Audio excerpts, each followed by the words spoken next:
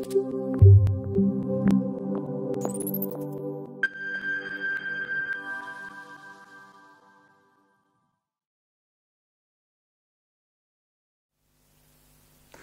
I'm John Hind, a mediator, lawyer, coach and trainer.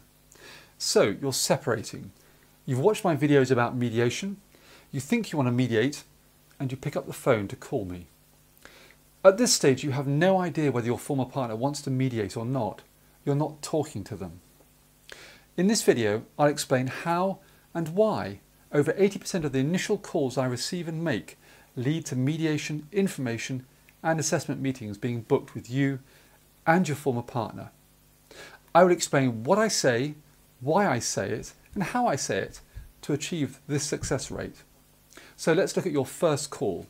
You've picked up the phone and you call me. You're interested in mediation. You want to make sure that I understand your situation, what your former partner has done, and how you're feeling about it all. My aim is to encourage you into a confidential mediation information meeting to talk about all this, but to do so in a sensitive, empathic way without being drawn into a long conversation on the telephone. This can be quite a difficult balance.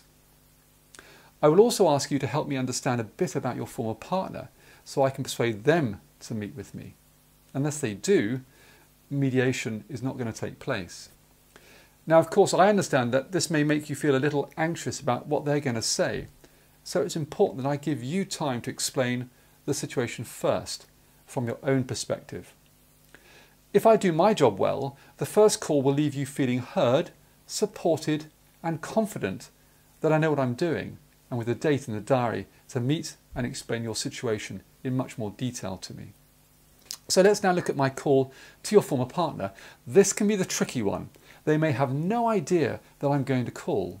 It could be out of the blue. Now I understand the challenges with this call. I'm going to run through a typical conversation and pause in places to explain the reasons for what I say.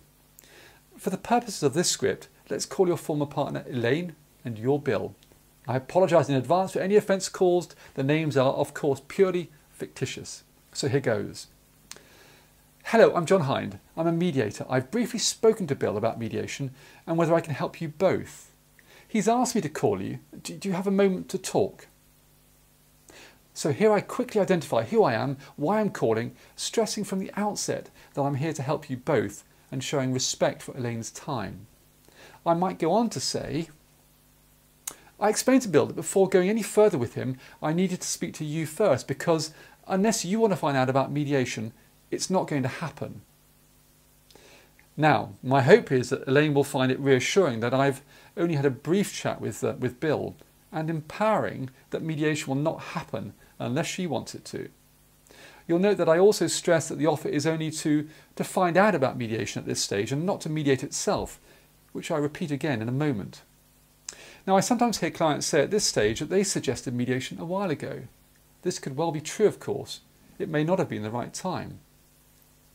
But it may also be an indication that the person feels vulnerable and at a disadvantage because their partner has spoken to me first. So, I quickly continue. Elaine, as I say, I've only had a brief chat with Bill, so it would help me if you could explain a bit more about your situation, if you have a moment. Now again, as with Bill, my main aim is to encourage Elaine into a confidential meeting with me to talk about all this in much more detail, but again to do this in a sensitive and empathic way without being drawn into a long conversation on the telephone. It's very important that Elaine feels supported, heard and understood, but equally important that I avoid forming any kind of alliance with her that threatens my neutrality and effectiveness as a mediator. Again, this is a difficult but not impossible balance to achieve.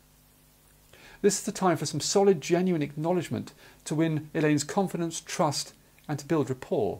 It's time for me to listen very carefully for emotions being expressed, such as anger or worry. Now I'll be making kind of brief notes on my referral form to come back to at a later stage if needed. I go on to say to Elaine, look, thanks for explaining that to me, Elaine. It sounds like a very difficult situation, but just so I understand, you need to sort out some arrangements for George and where you're going to live.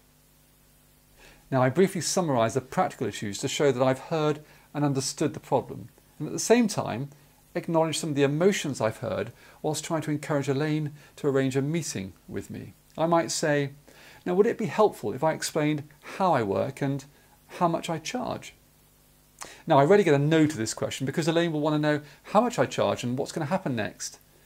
Although I will stress the benefits of a meeting and provide reassurances before talking to Elaine about costs.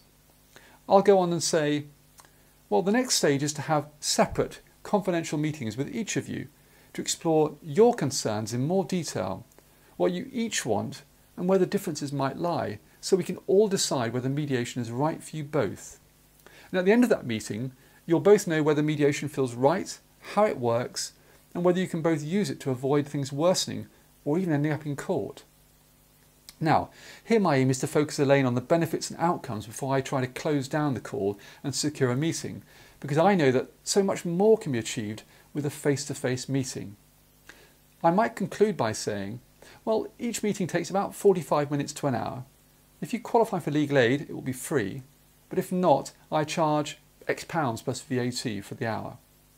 I really encourage you at this stage to take just one step at a time. I'm in your area on this Tuesday, next Monday and Friday.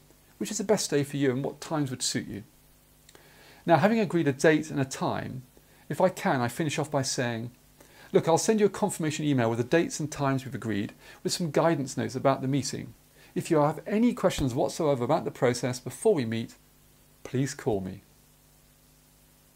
Look, I hope this video has given you a taste of what you can expect when you call us, whether you're Bill or whether you're Elaine. Thank you very much for watching.